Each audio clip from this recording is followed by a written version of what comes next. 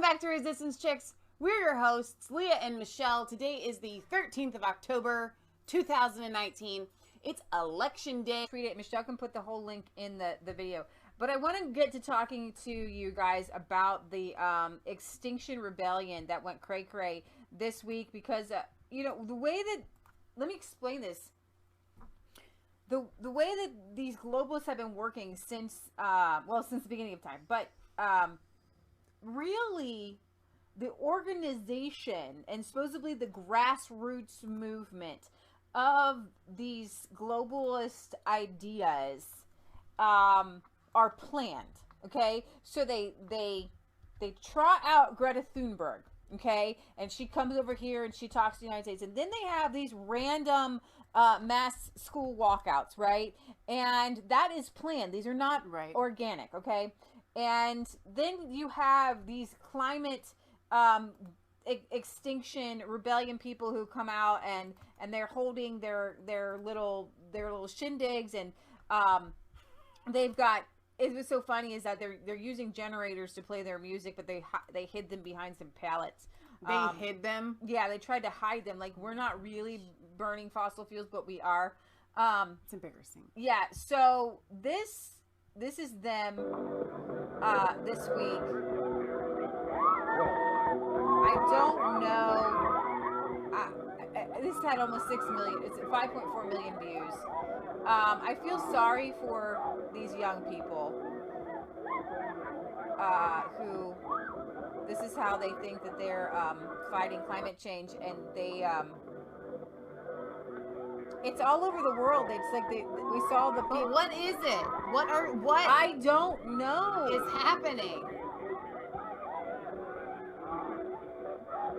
It's like, okay, because I kind of get like interpretive dance or trying to send like a message. Like, did they write something out? Like, okay, this is what we're trying to do. Yeah.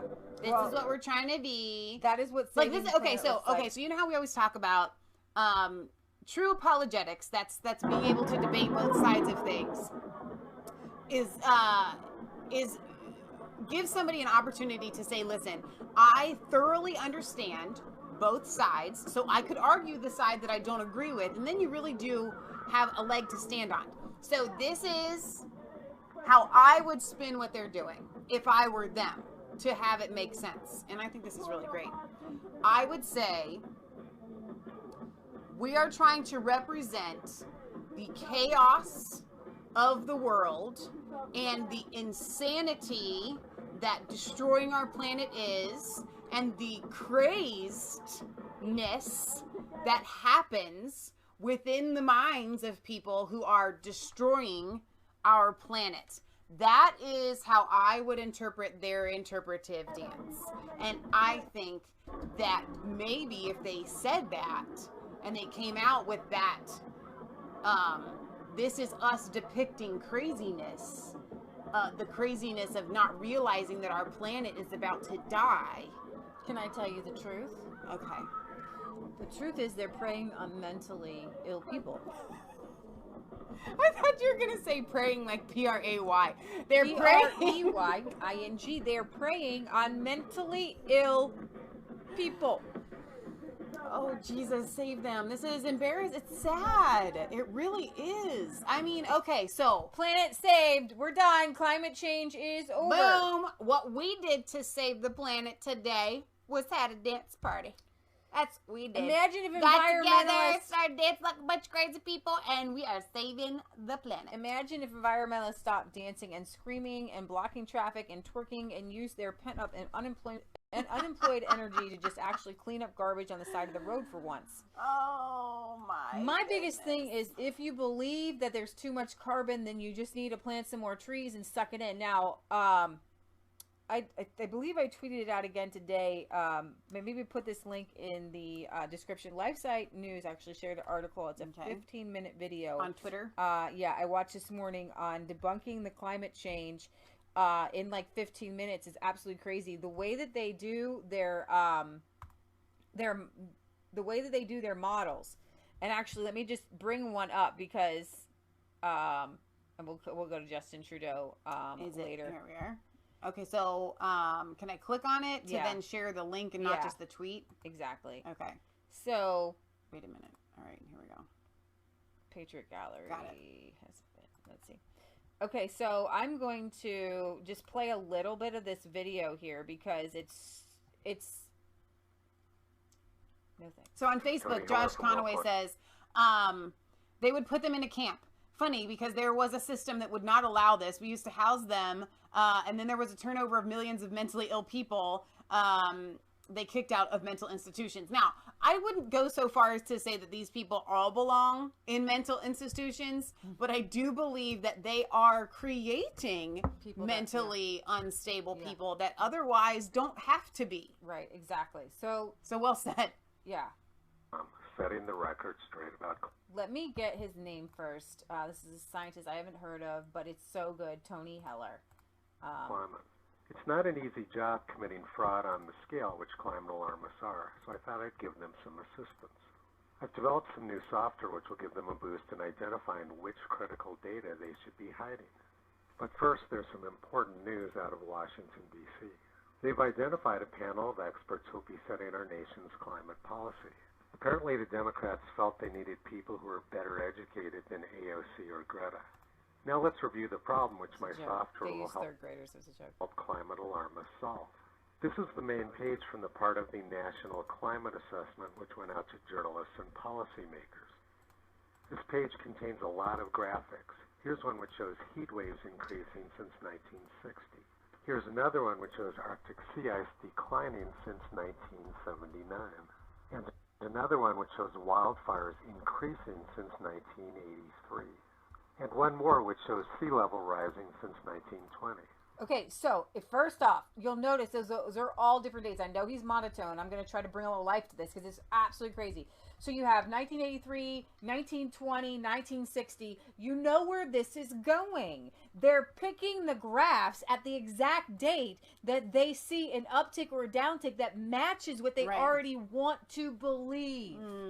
It's like when you read the Bible and you interpret scripture just the way you want to see it without which starts context. In 1960. Right. Another which starts Watch in this. This blew my mind. Another which starts in 1920, and one more which starts in 1983. When you want to mislead people with statistics, picking your start date is very important. First, let's look at the heat wave graph, which starts in 1960. They carefully picked a period during the global cooling scare to start their graph so that they could show heat waves increasing over time. And here's the underlying data from the part of the National Climate Assessment which didn't go out to journalists and politicians. This graph is warm spells days, this one is heat wave magnitude, and this one is warmest temperature of the year. As you can see, summers were much hotter in the United States. Okay, so I'm going to kind of go over this. They picked a date in which the temperatures were lower, and then they got hotter. But if you went back behind Michelle's head, you'll see spikes over here in warm spells in the 40s. You'll see a spike here in the 40s in the heat wave magnitude, and you'll see a spike here in the 40s. Okay? They specifically pick their data. Right. 1860. So by hiding all the data... So what you see is a spike and then a downturn. They pick it right here in 1960 and it goes back up, but it actually doesn't go back up to the historical levels in the same century. Right. That's junk fraud. Science. It's fraud. They were able to show a little bit of an upwards trend. A little bit. I overlaid the part of the graph which went out to policymakers over here in this corner on top of the under... This graph here, as you guys can see, this is what's called brainwashing. Okay? This is the graph that went to policymakers. We're down here. Ooh, look, we have an uptick. Ooh, down. It went down and down. Look, we have an uptick and we're 2010s. But if you follow this line back this way, you're actually below these heat waves. Remember, guys, this takes cognitive dissonance to not remember the Dust Bowl.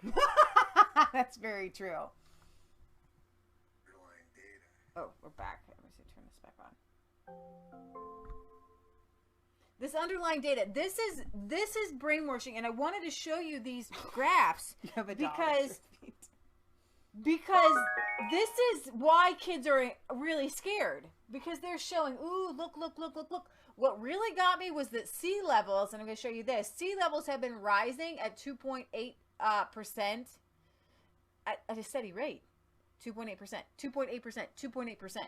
Would that maybe, Leah, depict a melt from a major global flash freeze? And remember, we learned this in school that like 20,000... It would make sense why it would be consistently at the same... Remember, like 20,000 years ago, there was a land bridge. Sea levels were 400 feet lower in the past. And now we're talking about inches and not feet. I couldn't believe it. He blew my mind. What they did. The red bars... It doesn't mean, and this is what they're doing. They're doing two very dishonest things. Number one, they're creating a problem where no problem exists with the social issues of transgenderism, homosexuality, same-sex marriage, all these different things. Because what Facebook, that's the Facebook and big tech and all that, they're the man behind the curtain in Wizard of Oz. I was picking up 2 wheelbarrows. Except for he was kind of an okay guy. I know. Yeah. 2 giant wheelbarrows of walnuts yesterday, and I was thinking to myself, that's impressive. If only, and while I'm outside, I ground and I think straight, okay? Because while I'm in here, I'm not thinking so straight. They have me in their box, and it's kind of a little woo-woo, right? Okay, so I get out there, and I wanted to do a video, but I still have the information I downloaded from the Earth. And the Earth was telling me, wow, that I was kidding, that it has a way to heal itself, right? That God put in, just like sharks that can create new teeth, just like if we cut ourselves, we can heal certain things. Certain things can go so far. Like you cut your leg off, you're not going to get a new one, but there are certain ways that our body does heal. Right. Okay, and the planet, there are certain things that are irretractable, but there are certain things that can be reversed and healed. And one of those things, we can heal our planet just by stopping the plastics and all these crazy things and the pollution, and start farming again and getting back to a more natural life. We can reverse all the trends of planet damage that we've done. But these climate hysteric people who are dancing in the middle of the streets, who are using up a lot of resources, who are not planting trees, who are not out there picking up garbage, they don't want to work. And this what really gets me upset. Oh my gosh, you have people like the Republicans here and who are going to places in Los Angeles and in Baltimore, and they're like, well, we're going to put our money where our mouth is, and we're going to go clean things up. We are going to try to make this world a better place, where all these people get together and they walk out. If you really meant it, you would do something. But what they have created, and that's what I want to show you, is a hysteria and a problem that does not exist, to cover up a problem that does exist, because they want the industrialization. Yeah. They want to strip the planet. They want to mine the planet to oblivion. They want to use and abuse, because that's what the devil does. Wow. Is he uses and he abuses, and then what he does, he accuses you of doing. Okay? So big tech companies like Apple are stripping this planet dry, and they are using slave labor, okay? And you have people all over the world who are worried about CO2, and there's no answers. They have no answers. Right. Greta even said, "You have stolen my children, and you're just sitting on your hands, and we have no solutions whatsoever." So, straight white guy says, pollution I agree with, but global warming. And I agree with you there. Because, here's the thing. Yes, the planet is warming. Yes, the sea levels are rising. But the planet, we just talking about... Hang on. Why is it happening? We need to go back to the origins of why it's happening. And is it going to fluctuate? Is it going to go up and down and up and down? And is it going to create, essentially, at some point, the obliteration of mankind off of the planet? But here I'm just showing you, and all life, I'm just showing you the planet is not in the past 100 years, we have not warmed, we have cooled. Right. We have cooled. And actually in the 70s, we had a global coldness alert. Okay? So global warming has been proven to be a hoax. Right. The planet is actually not warming, okay? Well, okay, so what I meant when I said that, I meant it's warming as in this period. We have periods of we're in a warming trend. It's kind of depending on where you live, but I think on a whole. And depending on where you start your warming trend. Exactly. Okay? We had an ice age, but pre-ice age, we had both poles were in had tropical plants in them as fossils. Right. Okay? And Britt Baza points out, like we always talk about on our show, Michelle, the world needs CO2 for the plants and trees to produce oxygen in their life cycle. So we talk about carbon sequestration to capture that and to replenish. Plants are actually greener today. Right. Okay, we have a couple more graphs here. Saw in the extreme heat prior to 1960 is what they didn't see. People may consider this sort of behavior to be shocking, but it's actually standard operating procedure for climate alarmists. This graph shows in pink all the data that was hidden from journalists and policymakers. Isn't it amazing? This next graph is the one which shows wildfires increasing in the U.S. since from 1980 to and this 2020. graph of U.S. forest fires from the U.S. Forest Service is the one which didn't go out to journalists and politicians. 1916. And you can see why they hid all the data before 1983. 34. This is what blew my mind again. Okay, so they were saying that there's this tiny uptick from 1998 up.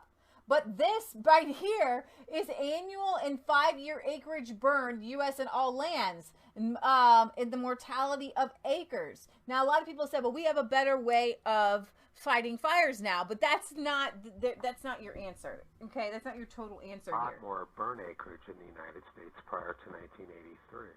Burn acreage in the U.S. is down about 80% since the 1930s. It shouldn't be surprising to anyone because it was very hot and dry during the 1930s. It was very hot and dry. It was very hot and dry. Fires are associated with heat and droughts. There's very close correlation between heat waves and burn acreage.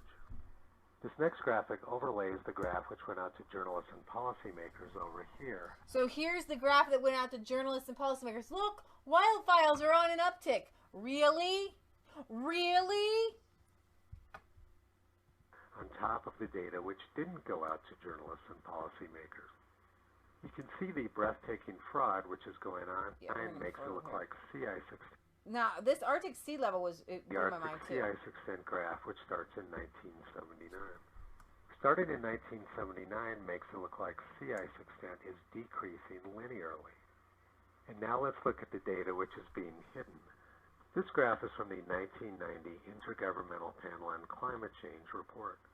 It shows Arctic sea ice extent all the way back to the early 1970s.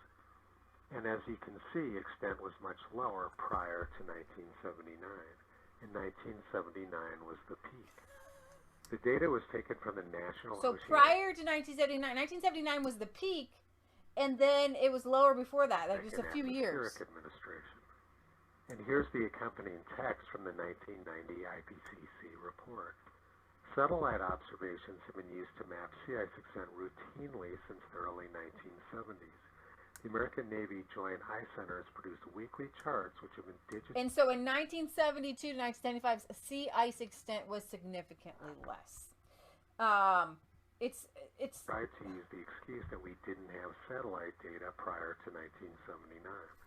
But the IPCC report put over Arctic sea ice looking down on the North Pole, a gauge at lower Manhattan. It shows that sea level has been rising at a steady rate since the middle of the 19th century. This is absolutely crazy to me because you'll see the sea levels have been rising 2.8 millimeter a year, 2.8 millimeter a year, 2.8 millimeter, just it's literally rising at the same rate. 1850. Since 1850. Lincoln, 2.84 millimeters per year. And during Donald Trump's first term, it's also 2.84 millimeters per year. Sea level rise rates. In other words, there's no indication that humans have had any impact on the rate of sea level rise. And if we go back even further, we can see that sea level has actually been rising for about 20,000 years. 20,000 years ago, sea level was about 120 meters or 400 feet lower than it is now. Anthropologists believe that during this time when sea level was very low, people were able to walk across from Siberia to North America, and that's how the first humans got here. Okay, so I'm going to stop that there. I know he's a little monotone, but it was incredibly interesting to me. I want to put this into real, like, where it's going to hit you, where you are going to feel it the most, okay? And so it's actually been kind of leveled off here. Let's just say for a second, I wish you had one of those other graphs that I could look at where it was like up and then down. Okay, but all right. So let's say you weighed 10 years ago. No, let's just say 3 years ago. You weighed 300 pounds. Okay? And you lost 150 pounds. Okay? And then within the past 6 months or so, you gained 15 pounds. And your doctor looks at you and goes, hold the phone. You have gained 15 pounds. Yeah. You are going to be obese. This is insane. You have gained 15 pounds. Oh my gosh. And you're over here going, I just lost 150 pounds in the last 3 years. I don't think a little 15-pound gain should be put on the big wow. I think I should still be able to say, hey, I lost 135 pounds. So I'm going to play to you a little video here from these Extinction Rebellion people on how they know that climate alarmism and scare tactics work to get people on their side. Right, but if you showed the millennials this, like, just somebody and said, what do you think this person should do in the last 6 months? If you showed them only the information in the last 6 months, they have gained You're absolutely right. 15 pounds. And those people would be like, well, like, they need to go on a diet because they could just keep going and going and going. And then what would happen if you were to show the millennial the 3 years and spun it? So look, this person's lost 135 pounds. Isn't that great? Yeah, wow. Now joined by Xeon Light. She's a spokesperson for Extinction Rebellion. Welcome. I've seen some of your activists claim on TV that billions of people are going to die in quite short order. One of your founders, Roger Hallam, said in April, our children are going to die in the next 10 to 20 years. What's the scientific basis for these claims?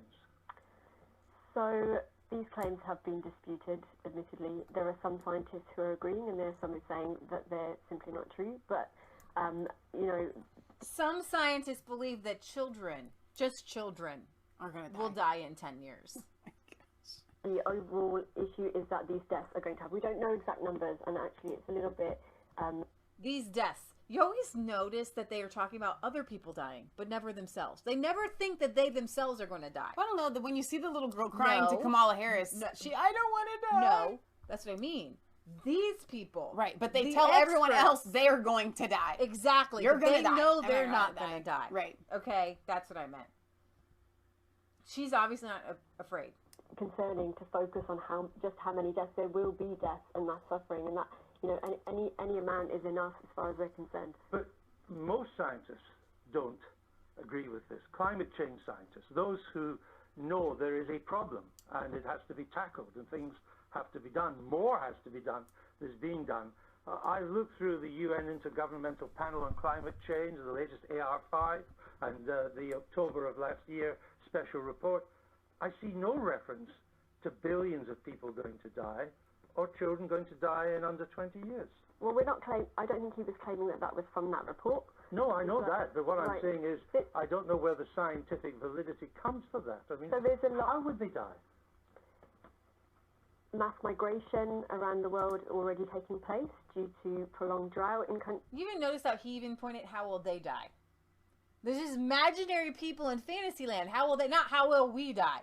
Do you know? And it's always the children will die. It's so weird. These people are insane. In South Asia, there are wildfires in Indonesia, the Amazon rainforest, also Siberia, you know, the Arctic. These are all really important problems, and they can cause fatalities. But they don't cause billions of deaths. They don't mean that our young people will all be dead in 20 years. No, perhaps not in 20 years, but I can't speak to what Roger was, you know... He's one of your founders. With that. He's one of the members of Extinction Rebellion, yes. I mean, you talk weather-related disasters. There seem to be a lot of them around at the moment, and people die from them. But on the latest figures I've seen, 100 years ago, weather-related disasters killed 500,000 people a year. Today, it's 20,000 a year. Still 20,000 too many, but it's a reduction of 95,000. It doesn't lead to the 95%. The reduction of 95%, it does not lead to a death of billions. I mean, aren't you scaring people with this rhetoric, aren't you? I think there's a danger of scaring people simply because we're not taking it seriously enough, and people are feeling really, desperate that we're heard on this, and unfortunately, alarmist. Unfortunately, alarmist language works, and that's why we're discussing it right now. That's unfortunate that she went dark there. She literally just said it's unfortunate that alarmist language works. But that we're heard on this, and unfortunately, alarmist language works, which is why we're discussing it right now. But does it work? It could. I mean, I've seen young girls on television, part of your demonstration, particularly the school ones, when they take the day off to demonstrate, crying because they think they're going to die in 5 or 6 years' time. No, it's not necessarily. Crying because they don't think they'll ever see adulthood. And yet there is no scientific basis for the claims that your organization is making. The young people that I've spoken to aren't crying because they think they're going to die in a few years. It's because they don't see their children as having a future. They don't want to have children, and they're worrying about, coastal regions going underwater, other countries and island nations going underwater, the Maldives going underwater, the mass displacement that's happening, the weather extremes, which may be on a downward trajectory, but climate scientists are telling us that they will be on the increase. Well, take rising sea levels, because the sea levels are rising. The UN IPCC makes that quite clear. But even the UN IPCC says that its median projection for sea rising is 0.5 meter by 2100, by 2100, at the end of this century. Now, that will create problems from places from Miami to Bangladesh, but 0.5 meter will not result in billions of people dying. If we do the right thing, it could be managed. If we do the right thing, but we're not doing much at all at the moment, so this is one of the problems. So I'm going to stop that right there. You ever notice that they keep saying, if we do the right thing, yes, we have a problem, blah, blah, blah. Even Neil here, it's absolutely insane. If we do the right, what is the right thing? So what is the right thing? Now, I get that there are people insane. They're just insane. It's literally blah, blah, blah, blah, blah. Blah, blah, blah, blah, blah. Blah, blah. I have answers for you people on damage to the planet. And we're over here like, hey, y'all, let's fix the planet because you are destroying it. And they're just like, blah, blah, blah, blah, blah. Blah, blah, blah, blah, Leah, blah. here's let's my question fix the for problem. you. Do you think that maybe a step in the right direction would be all of these, at least here in the United States, coastal elites, people like maybe Obama, not buying houses on the coast? $14 million mansion the Obamas buy on Martha's stinking vineyard. If you didn't know, it is an island on the east of the East Coast. You can't get much farther out. You're in an ocean. Now, they obviously don't believe that sea levels are rising or rising that fast.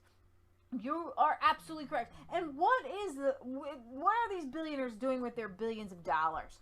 Prince Harry, he sends his he jet sets all over the world, walks with no shoes on in a group of billionaires, and they claim the little people shouldn't fly much anymore. Right? Don't fly, don't travel, stay right where you are. But I need you to commute to work. An hour each way. But don't worry. No, and we're going to put all these regulations on being a farmer and raising things locally and having, Greta says, having a local business or having a business outside of your house. We're going to regulate the heck out of that. We were told since we were children by these very people telling us that we're bad people. That we are to grow up. And we are to get a job. And we are to get a 401k. And we're supposed to buy a house. 401k. Whatever. We're supposed to buy a house in the suburbs. Okay? And we're supposed to clear, like, why don't we stop clear cutting land, especially in America, and building these giant monstrosity of mini mansions and putting old people in nursing homes and busing children to school and killing all the trees. Like, seriously, they're that's a very good question. I would like to start with this walkout stuff that they've done, right? They walked out of school and they walked out of work. Okay, Isaiah 58 Ministries represents Isaiah 58 in the Bible. And in the Bible, God literally looks at these people that are fasting.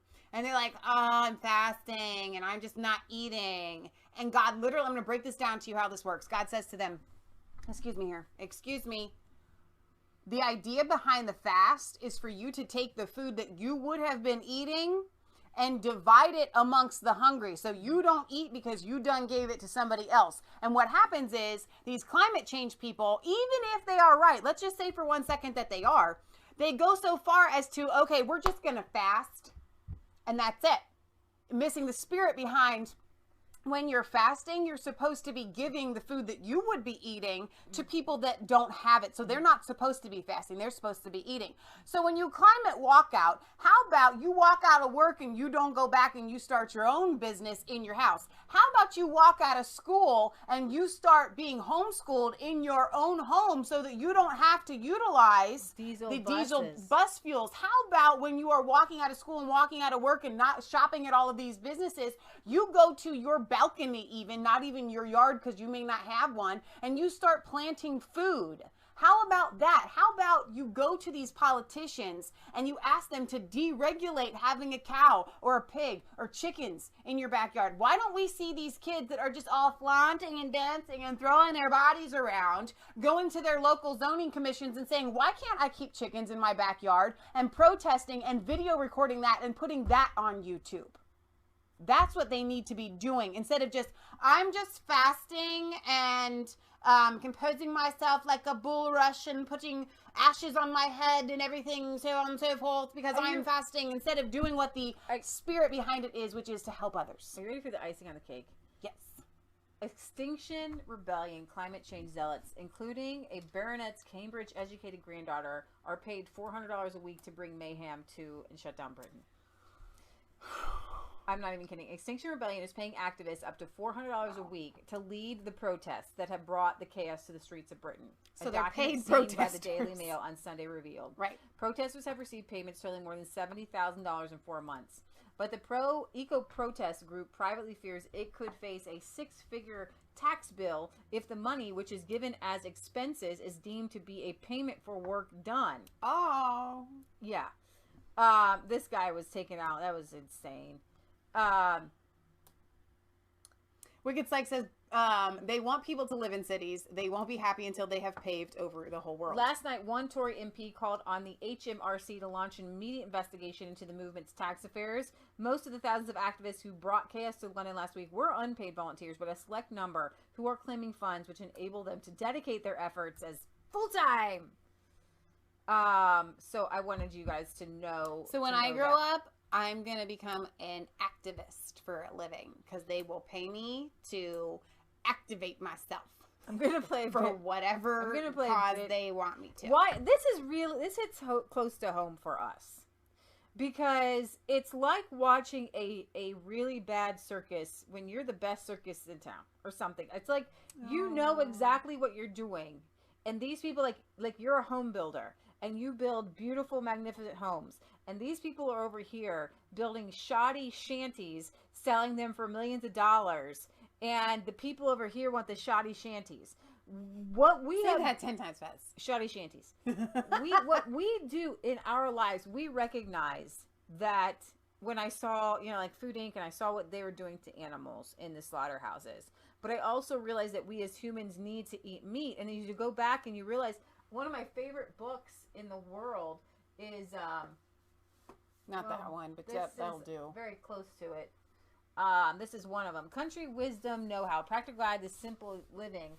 Kind of shows you how to live simply. I'm just looking for it. But the country life and how to live it. I might have let somebody borrow it, and then people do not return things to me ever. Oh, Wait, I have it. See, now you just accused somebody, one of your friends, Well, you of know, stealing something. You do know what happens, Michelle. I have books and they never come back, but that's okay. I just buy a new one. Actually, this is a new one. I probably gave the old one away. The Self-Sufficient Life and How to Live It. This is an excellent, excellent book by John Seymour. My favorite part is he talks about having a family cow and how they've got in here. He talks about the seasons. Will you hold on the book?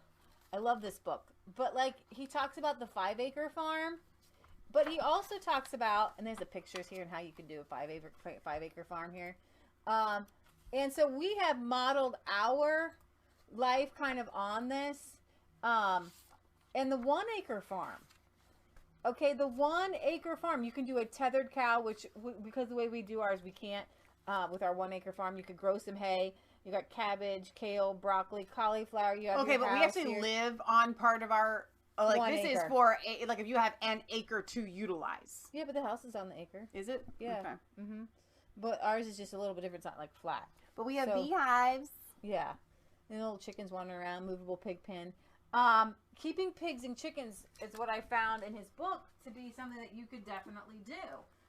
And you can do a tethered cow, and you can actually bring in hay for a cow. But when you're feeding a family, making butter, milk, cheese, and what cows eat, they eat grass. They eat hay. It's amazing. Like you can get butter and milk and cheese, ice cream, great things from hay, but you can't eat the hay. You can't have yummy butter and ice cream from hay. A friend of ours is sending us pictures of a book that I want to get, but it's called We Had Everything But Money, and I talked about this in my video the other day. Well, as I've been reading it, and I just caught up today on a lot of the ones that were sent, I'm noticing that a lot of these people that said, listen, we ate better then than we did now because we had butter, we had cheese, we had eggs, we grew all these vegetables, we raised our own meat, we had chickens. I mean, we ate really, really well. We had jams and jellies, and we picked berries.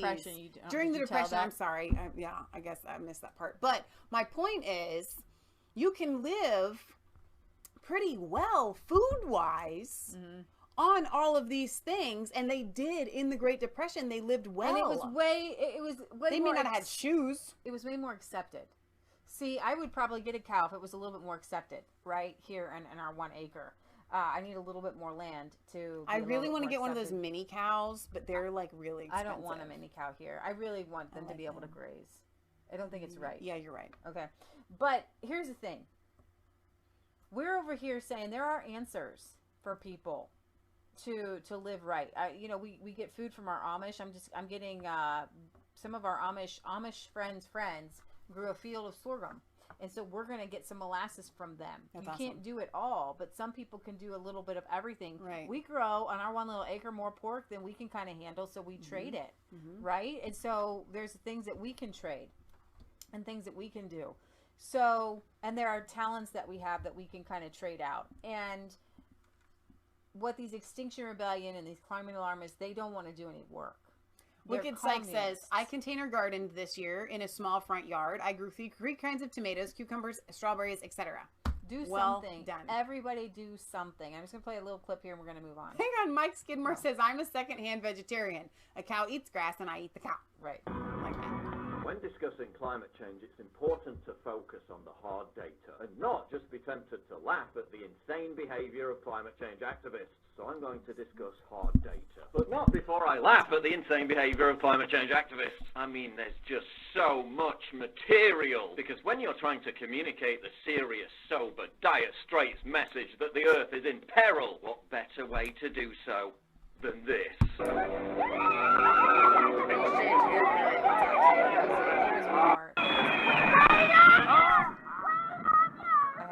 Fountain of rational credibility. But get this, they arrested him when he was about to save the Amazon. He saved the Amazon! Amazon's fucked now. Press F to pay respects. Then there's this guy. I'm just a father of 2 children that's very frightened of their future. Imagine Imagine turning on the TV and seeing your dad crying because of the weather. Psychologists are warning about a new trend of eco-anxiety amongst children. They're literally terrifying kids into believing that their parents and all their friends are going to be dead in 12 years. 100 years ago, weather-related disasters killed 500,000 people a year.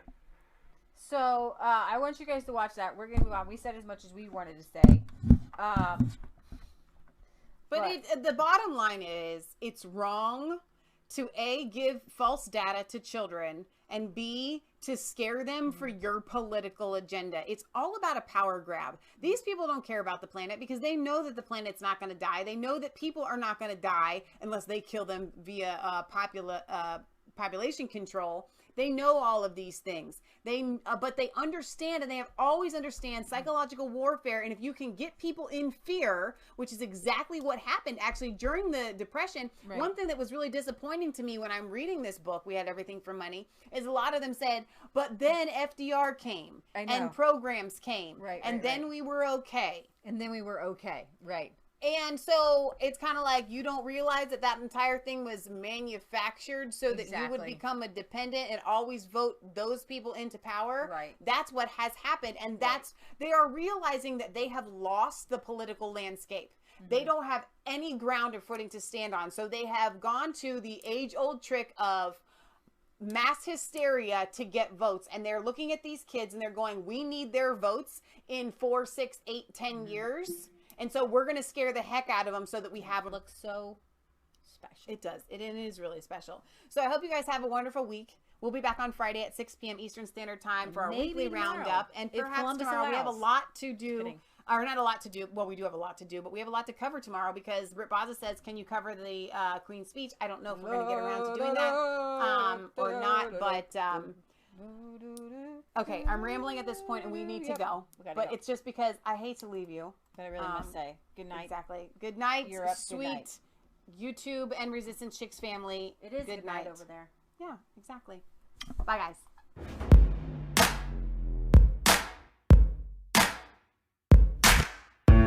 Let's go.